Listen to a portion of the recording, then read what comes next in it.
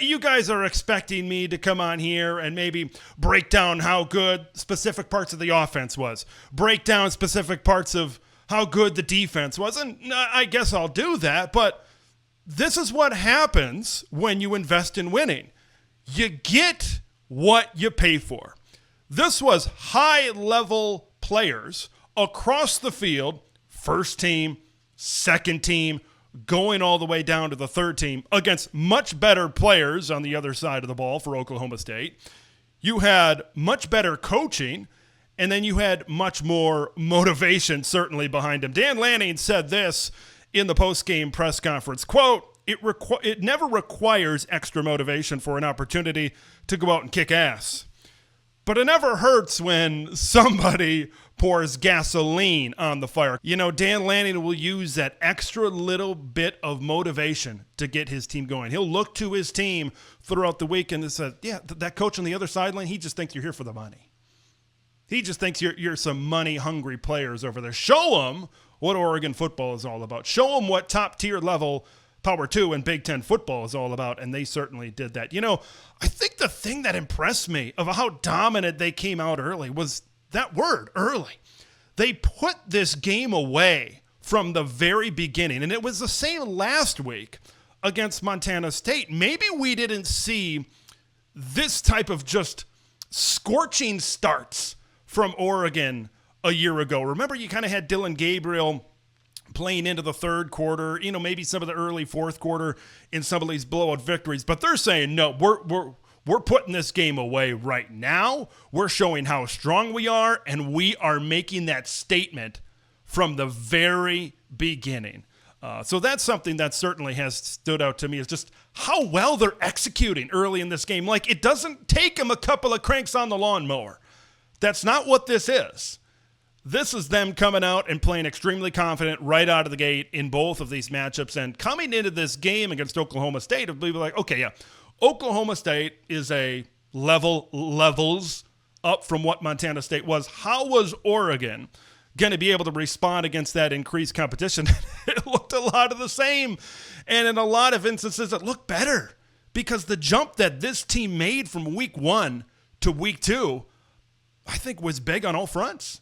It just, they played levels better, more confident than they did over in week 1. And week 1 was really good, I think, to be able to start the season as well. Let's talk defensively. The dominant defense, only allowing 3 points in this game, didn't allow any big plays over the top. That was a big talking point. Oklahoma State, they like to stretch the ball down the field. How is the secondary going to do? I know there was a big play, it was sometime in the first half, that set them up for the one scoring opportunity that they did get where they kicked the field goal. That was kind of a busted coverage back there. But I thought overall, you know, there weren't a lot of big plays. The secondary, I think, played pretty honest throughout this game. And if that was going to be the case, if you told me that was going to happen before the game, I'd say, yeah, they're going to have a lot of success because Oklahoma State did not have a good offensive line and Oklahoma State did not have very dynamic running backs to be able to kind of bust it through the defense as well. I mean, Oregon, 163 rush yards, wait for it,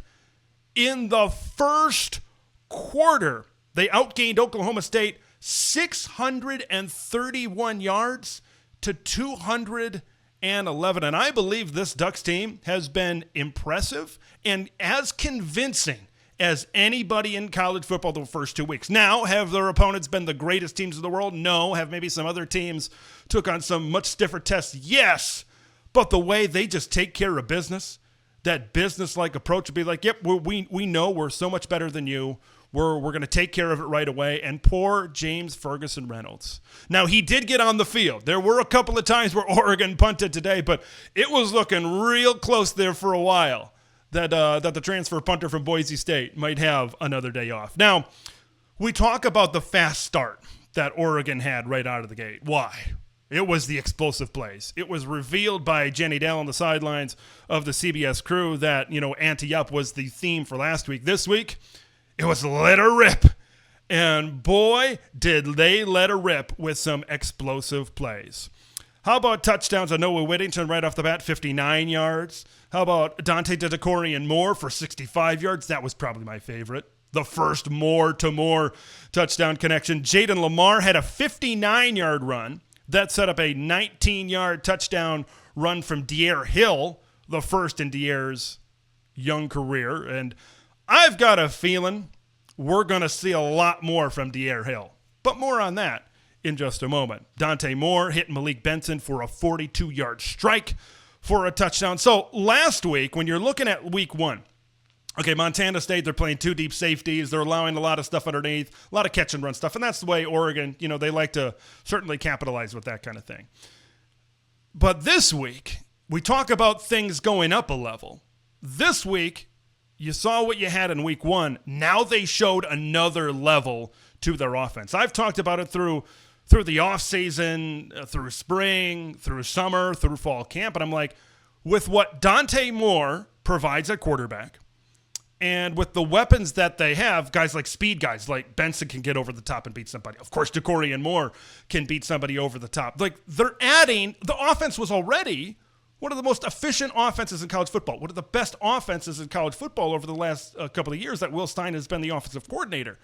And now you add the deep strike playmaking ability on top of it, and it's just unfair. We talked about unfair when we chatted about Amari Washington last week. Now it's offense that's looking a little bit unfair after this one as well. So 4 plays, 4 touchdowns of 40-plus yards in this game. That certainly got them off to a good start, got Oklahoma State on their heels, and it was over, folks. It was over from the second play of the game. When the offensive line created that hole for Noah hit that hole going a million miles an hour, and he took it to the house. It was done. When it happened that early with this crowd, and boy, it certainly looked like a party inside Autzen Stadium today, it just seemed like they set the tone from the start that this is what the game is going to be. We are going to play the game on our terms, and you have zero chance at kind of flipping it back the other way. Now, my third takeaway is going to be more and more, Dante and Dorian. But before I get to that, I want to talk about the running back rotation. It just appears right now, Mekhi Hughes just isn't good enough. I mean, Mekhi barely got in this game. You look at the running back rotation to start this thing off, Noah Whittington and Jaden Lamar.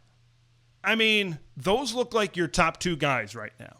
And I just want to say this about these 2 guys. If it makes you feel anything, it makes you feel good. These are 2 guys that have been in the program for a handful of years.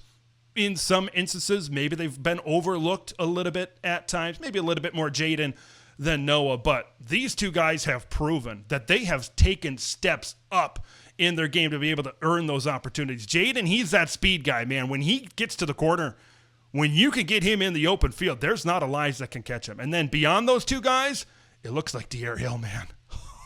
I love watching this guy get into the open field. That's another guy.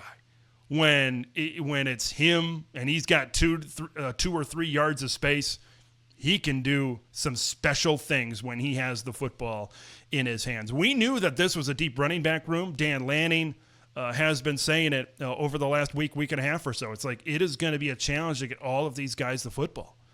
And Mekhi, whether it's him, his maybe inability to pick up the playbook or whatever it is with Mekhi, that's kind of the way I think we're leaning right now. It doesn't matter because the way it looks, there's guys that are just better in the running back room right now, which is I don't know if that was on people's bingo card when this season really started. My last takeaway, more to more on display, ladies and gentlemen. Dante raised his game.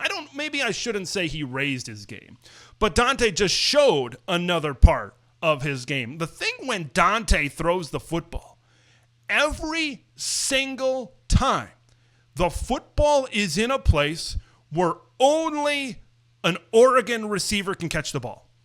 If it's overthrown, I think there was a throw towards the back of the end zone today. There was no chance that the defender was going to get a hand on that football. If it's a short passing concept or whatever it is, if it's thrown to the outside, it's not thrown maybe behind him where the defender can maybe have a better chance to deflect the football or maybe get a turnover.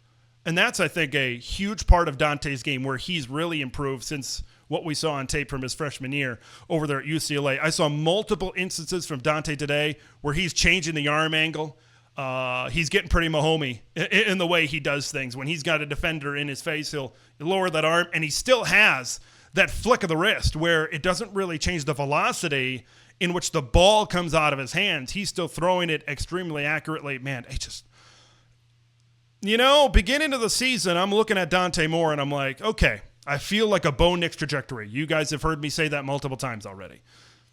2-year trajectory. That's kind of where I was going with that. The more I watch Dante Moore play the game of football, the more I'm like, oh man, we might need somebody new next year.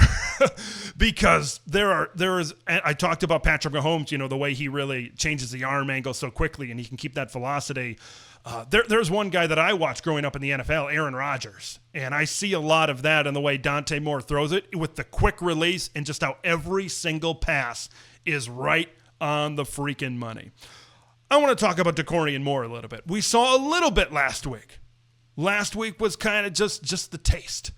But this week, you dove into a couple more courses, didn't you, within that meal? That deep ball, that's the type of speed that I think a lot of Oregon fans were looking for when you combine it with Dante Moore's ability to throw the football down the field. That's what got everybody so excited. But, man, this guy's athleticism, this guy's twitchy ability in the open field to make cuts, make guys miss, and just outrun everybody, it's different, man.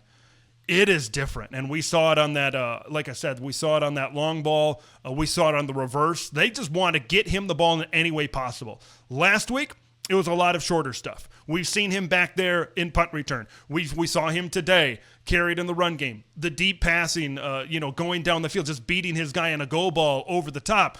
They're doing anything possible to get number one the football and give me more of that. Dante and Dorian this is game 2 we're talking about. Game 2 out of 12 in the regular season. What are these guys going to look like when we get to game 7? What are these guys going to look like when we get to game 8? That's the thing that really excites Oregon fans, I believe. Just an absolute dominant performance. I said this before. I'm like, I don't want to come on the show every time and this being a sunshine pumping experience. But when you beat a Power 4 team 69-3, there's a lot of good things to say